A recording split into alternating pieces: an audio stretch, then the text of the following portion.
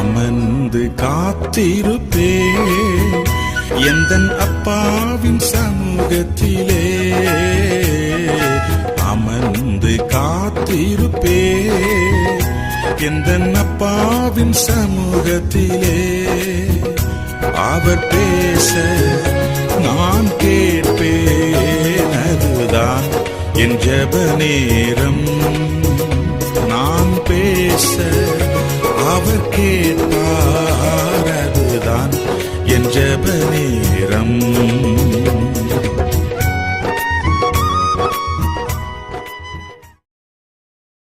பிதா, குமாரன், பரிசுத்த ஆவியின் திரியேக நாமம் நம் அனைவரையும் ஆசீர்வதித்து காப்பதாக. ஆமேன். கிறிஸ்துவுக்குள் அன்பான இறை மக்களே, இந்த அக்டோபர் மாதத்தின் நிறைவு நாட்களுக்குள்ளாக தேவன் நம்மை கடத்தி வந்திருக்கிறார். அவருடைய கிருபை எவ்வளோ பெரியது, அவருடைய ஆசீர்வாதம், அவருடைய பாதுகாப்பு எவ்வளவு நன்மையானது என்பதை நான் நினைத்து கடவுளுக்கு இந்த நாளில் நன்றி செலுத்துவோம். அந்த நன்றி செலுத்தும் வண்ணமாக இந்த நாளில் யோசுவா 24 27 வசனம், எல்லா ஜனங்களையும் நோக்கி, இதோ இந்த கல் நமக்குள்ளே சாட்சியாய் இருக்க கடவுது என்று சொல்லி யோசுவா ஜனங்களோடு கூட சொல்கிறான். இன்றைக்கும் அன்பான இறை மக்களே, சாட்சி, மனிதன் என்று சொன்னால் அவனிடத்தில் சாட்சி உள்ள ஒரு வாழ்க்கை. ஒவ்வொரு மனிதனுக்கும் 2 சாட்சிகள் உண்டு. ஒன்று நல்மன சாட்சி, இன்னொன்று பொய்மன சாட்சி. எல்லாவற்றையும் மறுத்து பேசுகிற பொய்மன சாட்சி உள்ளவர்களாகத்தான் இன்றைக்கு உலகத்தில் எல்லா மனிதர்களும் வாழுகிறார்கள். காலத்துக்கு ஏற்றாற்போல், நேரத்துக்கு தகுந்தாற்போல், ஆட்களுக்கு ஏற்றபடி தங்களுடைய மனசாட்சியை மறந்து நல்மனசாட்சியை துறந்து என்ன செய்கிறார்கள்? பொய் சொல்கிறார்கள், பொய் சாட்சி சொல்கிறார்கள். பேசியதை இல்லை என்றும் பேசாததை பேசினோம் என்றும் சொல்கின்ற காரியம். தவறாக செயல்பட்டதை செயல்படவில்லை என்று சொல்லியும், நன்மையாக செய்த காரியங்களை செயல்படவில்லை என்று சொல்கின்ற பொய் சாட்சி உள்ளவர்களாக அநேகரை நாம் பார்க்கிறோம்.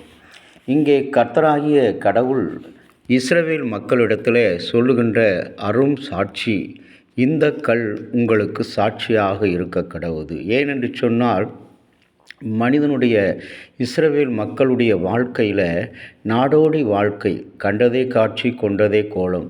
ஒவ்வொரு இடங்களிலே புது புது அனுபவங்கள், ஒவ்வொரு இடங்களிலே புதிய புதிய சோதனைகள், புதிய இன்னல்கள், இடையூறுகள், இவை எல்லாவற்றையும் அவர்கள் கடந்து வரும்போது, இது ஏன் நமக்கு இவ்வளவு கஷ்டம், வேண்டாம், நாம் அந்த சோதனைகளோடு அந்த இன்னல்கள் இடையூறுகளோடு ஒத்து போய்விடலாம் என்று சொல்லுகின்ற அந்த பொய் சாட்சி இன்றைக்கு அவர்களிடத்தில் ஆண்டவராகிய கடவுள் யோசுவா வழியாக சொல்கிற இந்த கல் உங்களுக்கு சாட்சி.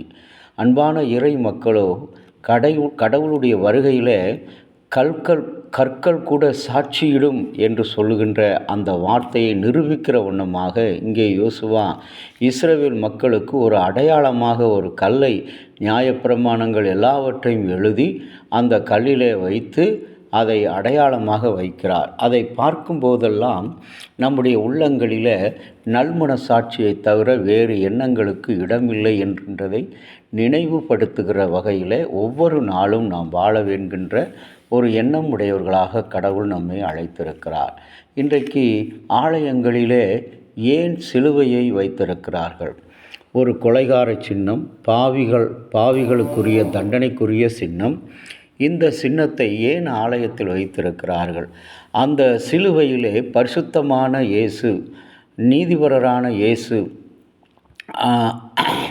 எல்லாவற்றையும் ஆசீர்வதிக்கிற இயேசு மரித்ததினால் அந்த சிலுவை புனிதம் பெற்று ஒரு சாட்சியாக சிலுவை ஆலயத்தின் பலிபீடத்தில் வைத்திருக்கிறது. அநேக ஆலயங்களை பார்க்கும்போது பல சுய திருச்சபைகள், இண்டிவிஜுவல் சர்ச் என்று சொல்லி அழைக்கப்படுகிற அந்த திருச்சபைகளில் சிலுவை கிடையாது, சிலுவை வைப்பது கிடையாது, பீடம் கிடையாது, பழி செலுத்துகிற பழக்கம் கிடையாது.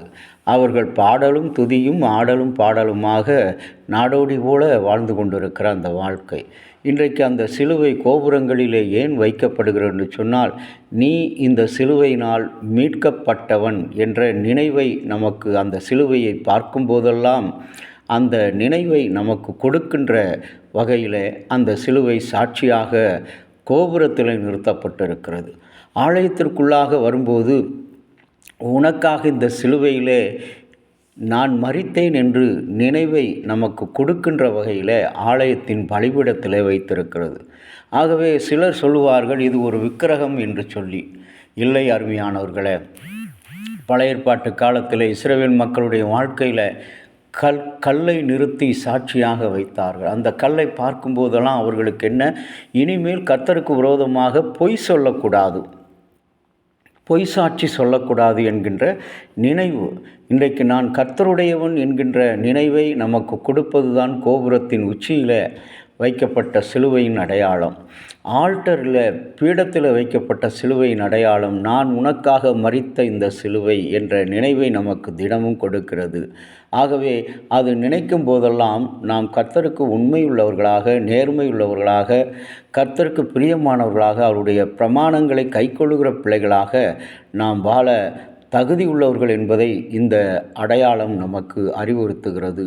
எப்படி இஸ்ரவேல் மக்களுக்கு சாட்சியாக இருந்ததோ அதுபோல இந்த சிலுவை நமக்கு சாட்சி. இந்த கல்லால் செய்யப்பட்ட சிலுவை பெரம்பலூர் தூய யோவான் ஆலயத்திலும் கூட சிலுவை எல்லா இடங்களிலும் பித்தளையில், வெண்கலத்தில், சில்வரில் வைத்திருப்பார்கள். ஏன் வெள்ளியில் கூட வைத்திருக்கிறார்கள். ஆனால் கல்லினால் செய்யப்பட்ட ஒரு அற்புதமான ஒரு அடையாளம், மீட்பின் அடையாளம் அந்த சிலுவை. எப்படி யோசுவாவுக்கு சொன்ன ஆண்டவர், இந்த கல் உனக்கு சாட்சி. இன்றைக்கு அந்த ஆலயத்தில் கல்லாக இருக்கின்ற அந்த சிலுவை உன்னுடைய சாட்சி என்பதை மாத்திரம் மறந்து விடாதே. நீ மனிதனாய் சதையுள்ள இருதயம் உடையவனாய் மாறும்படி ஆண்டவர் தன்னை கல்லாக அந்த சிலுவையில் அடிக்க ஒப்பு கொடுத்தார். அந்த உணர்வுகளை உடையவர்களாக இன்றைக்கு நாம் கடவுளை நோக்கி செபிக்கலாமா? அன்பின் பரலோக தந்தையே, நீர் கொடுத்த இந்த ஆசீர்வாதமான நாளை நாங்கள் நன்றியோடு நினைக்கிறோம். எங்களுக்கு அடையாள சாட்சியாக நாங்கள் பாவத்திற்கு மீண்டும் போகாதபடி, அக்கிரமத்திற்கு மீண்டும் போகாதபடி, தீய வாழ்க்கைக்கு மீண்டும் நாங்கள் போகாதபடி அந்த கல்லாகி அந்த சிலுவையை பார்க்கும்போதெல்லாம் எங்களுக்கு இரட்சிப்பின் நினைவுகள், மகிழ்ச்சியின் சந்தோஷங்கள் தொடர்ந்து வர எங்களுக்கு உதவி செய்தருளும். அன்புள்ள இரட்சகரே, இந்த நாளிலும் அநேகர் தங்களுடைய பதவியாலும், பணத்தாலும், தங்களுடைய இனத்தாலும், ஜாதிய பெருமையினாலும் அவர்கள் இன்றைக்கு கல்லை போல நடந்து கொள்கிறார்கள், மண்ணை போல செயல்படுகிறார்கள். அந்த அவர்களுடைய அந்த வாழ்க்கை தான் நான் சாட்சி என்று சொல்லி நினைக்கிறார்கள். ஒருவனை ஒடுக்கி இன்னொருவனை அமுக்கி மேலே வருவது என்பது அது உண்மையான ஆவிக்குரிய ஜீவியம் கிடையாது. அது கர்த்தருக்கு பிரியமான வாழ்க்கை கிடையாது. ஆதியில் இந்த திருச்சபையில் இருந்த எல்லா மக்களும் இன்றைக்கு வெளியிலே சென்று விட்டார்கள். ஆனால் பாதியிலே வந்த அநேக மக்கள் தான் இன்றைக்கு திருச்சபையில் இன்றைக்கு விசுவாசிகள் என்ற பெயரில் வாழ்ந்து கொண்டிருக்கிறார்கள். ஆனால் அதில் உண்மையும் உத்தமுள்ள மக்களாக வாழுகிற அநேகர், ஒற்றுமை உணர்வோடு, எல்லோரையும் ஏற்றுக்கொள்கிற ஒரு நல்ல குணத்தோடு, அனைவரையும் ஒன்றுபோல நினைக்கிற அநேக மக்கள் இருந்து கொண்டிருக்கிறார்கள். அவர்களுக்காக நன்றி. ஆகவே தான் இந்த திருச்சபை இன்னும் ஆண்டவரே நிலைத்து இருக்கிறது இந்த மண்ணில். உம்முடைய வருகை மட்டும் அந்த ஆட்சிக்கு எங்களை அர்ப்பணிக்கிறோம். நாங்கள் சாட்சியின் பிள்ளைகளாக, சாட்சியின் கிறிஸ்தவர்களாக, சாட்சியின் நிருபங்களாக வாழ துணை புரிந்தோம். இயேசு கிறிஸ்துவின் நாமத்தில் வேண்டுகிறோம் நல்ல பிதாவே, ஆமேன். தந்தையாகிய கடவுளின் அன்பும் மைந்தராகிய இயேசுவினுடைய அருளும் பரிசுத்த ஆவியினுடைய நல்ல உறவும் பாதுகாப்பு உங்களோடு கூட இருப்பதாக. ஆமேன்.